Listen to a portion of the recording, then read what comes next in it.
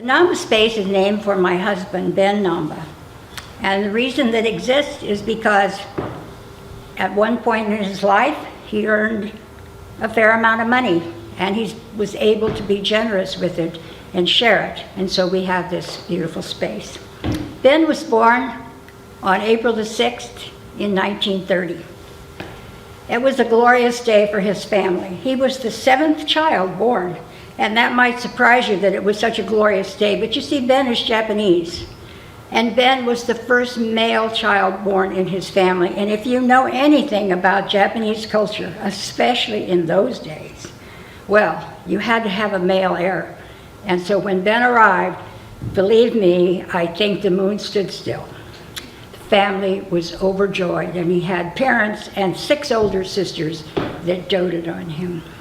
His childhood was largely idyllic. His father was a consul general. He was stationed in Manchuria, which is now like China, Russia, that part of the world. And he had a fair amount of affluence. He had respect and dignity, all those things that went with his position. And so, as a result of that, Ben's childhood was rather idyllic. However, things changed because, as we all know, the war came. And when I say the war, someone my age, I of course mean WW2. As things began to go badly for Japan, Ben's parents decided that they wanted to make sure that he was safe. And so they sent him to a farming community in Japan so that he would be away from any of the war. This particular farm was a prosperous farm, had food and that kind of thing. And Ben saw refugees coming from the city, many of them with silk kimonos, or jade, or gold, or silver.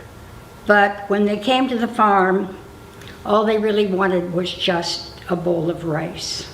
This made a big impact on him as a young man. He saw that you can have a lot, you think you have a lot, and it can suddenly be gone through no fault of your own. So, as the war wore down, Ben's parents fled Manchuria and returned to Tokyo. The Russians came in and drove the Japanese out of that region. When they returned to Tokyo, they had nothing. His father had no job. They didn't have a place to live. They basically had nothing except what they were able to carry with them when they left Manchuria. They were fortunate because they had friends that had a wonderful old estate, and it was roomy, and they allowed Ben and his family to move in. Ben's father had to find a job because being a diplomat was no longer available, and so he became a school teacher, which was a great job but didn't have the prestige that his former job had had. Ben went to the university, graduated, and he went to work for a small oil company. And that small oil company had a relationship with Union Oil, Unocal here in Southern California. So Ben came to Southern California, and while he was here, he met this amazing woman. She was kind of wild and crazy. She had red hair. She was 6 inches taller than he was, and she was 10 years older. But Ben didn't care. But let me make this clear before I go any further. I've never had red hair, and I've never been tall. So this was Helen, Ben's first wife, an amazing woman who adored him. After the oil company had been here for a while, they decided they no longer wanted to be in Southern California. And so they decided to pull back and return to Japan. So Ben left, along with all the other employees of the company. But Helen was still here. And he was hopelessly in love with her. And so, as we all know, love is a powerful thing. And so, in a few months, Ben returned to the United States to be with his beloved Helen. He had no job. He was fortunate. He found a job with a spice broker, someone who imported spice from all over the world. And Ben learned this business. When this gentleman was going to retire, he said to Ben, "I have no heirs. I have no one to leave this business to. It's yours if you want it." And so Ben, this is a precious gift for him, and so Ben took over the spice import business. During the time that Ben had worked at the spice broker's office, there had been a man who came every week without fail. He came with his truck and he bought $40 worth of spice. And he put it into little cellophane bags and he sold it to Mexican restaurants. Ben described this man as the Mexican man who came, Jesus Martinez. Ben's former boss, the spice broker, considered Jesus, Jess as we later called him, to be kind of a nuisance because $40 worth of spice was like nothing. But Ben had a different take. He admired him because he worked hard, he was taking care of his family, and faithfully every day or every week he came to buy his $40. So when Ben took over the import business, he said to Jess, to Jesus, why don't we go into business together? I'll import the spice and you sell it to Mexican restaurants. I don't know how these guys did it, but Ben formed a corporation called BHN Incorporated, and Jess became Tampico Spice, which, if you know, is a huge operation in Los Angeles. During this time, they were very fortunate. They did quite well financially, and Ben had remembered that he had always loved the beach. As a young boy, his family had gone to the beach every summer, and so he really wanted to live at the beach again. So he and Helen in the early 1990s began a search for a home at the waterfront. They started out in San Diego and they went all the way to Santa Barbara, and they looked at beachfront property. And finally, lucky for us, they found a property at Solomar Beach here in Ventura.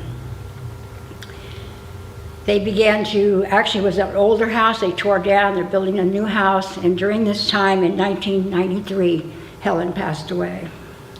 So Ben was left with his beautiful beach house at Solomar Beach. During that time, while it was under construction, my son-in-law did some work for him. And so we kind of knew, I kind of knew Ben by name, but that was about it. And one Labor Day in 1998, Ben invited me, along with my daughter, my grandson, and my son-in-law, to come to a barbecue at his house. So who wouldn't want to do that? Day at the beach. So I arrived. It was a nice day. Ben was a nice guy. I went home. I didn't really think much about it because, you see, I had been divorced for 18 years. I had my life in order. I had bought my forever house in Sierra Madre where I was going to live until the day I died. I was totally in control. The next few months, I saw Ben a few times, usually with my family, never by just the two of us. And again, I didn't really think a whole lot about it. It was just a nice person, pleasant to be around. Early in the new year in 1999, he called me and asked me if I would like to go to dinner, just the two of us. I thought to myself, is this a date? Because trust me, I really wasn't interested in a date. I began to discover that even though I wasn't in pursuit of him, there were a number of women who were in pursuit of him. I might even say some of them were in hot pursuit of him. So, obviously, a long story short, we went out a few times, we began to hit it off, and as you know, we eventually married. And I sold my little forever house in Sierra Madre and moved to Ventura. It's been a wonderful journey, of course, with Ben. In those early days, everything was idyllic. It was a great time for both of us. Ben did finally decide that the beach, he wasn't his thing because there's no privacy, and so we moved to a home on the hillside that has a lot of privacy. It was a great time. I mean, I can't describe it any more fully than that. But then, probably in like about 2007, 2008, things began to change between us. I began to notice that there were misunderstandings. Like I would say something and like he didn't remember, or he thought he had told me something that I was quite certain he hadn't told me. And it created some tension between us while I tried to figure out what was going on. Finally, I thought maybe we have a memory issue. I asked his friends, people that had a long history with him, because I didn't really have a long history with him. I asked them, do you think there's some memory loss here? But they, for the most part, said no, they thought he was just the same as always. So then, of course, as we always do, I figured, well, gee, it must be me. I must be the one that's not understanding or whatever. But within a few months, these friends got back to me, and they said, you know what? I think maybe you're right. I think maybe there is some kind of memory issue here. So, in July of 2009, Ben and I went to the geriatric clinic in Thousand Oaks for an assessment and evaluation. At the end of the session, of the appointment, we had a diagnosis: Alzheimer's dementia. They gave us some literature, some papers, some things to read so we could understand the disease better. And when we came home, Ben took that literature and he went to his office that he had in the house, and he got out his English-Japanese dictionary, and he read through the information. And when he came out of his office, he never said, "Why me?" He never said, "I'm going to beat this." He never said, "I don't believe it." He accepted what he had been told. Now, Alzheimer's disease is not like other diseases. It's not like one day you're well and the next day you're sick. I describe it as it comes in the night. And in the morning when you awake, a part of you is gone. And you don't even know it's gone. You don't even miss it yet. But of course, obviously, this is cumulative. And so with Ben, of course, it became cumulative. In February of this year, on February the 26th of 2020, Ben passed away at home. Ben was born at home, he died at home, and he never spent a night in a hospital. I think that's quite amazing. I don't know if you've ever been to Disneyland in the old days, but Disneyland used to have a ticket book, and the best rides were the e-tickets. And if you had an e-ticket, that was one you held on to because it was really precious.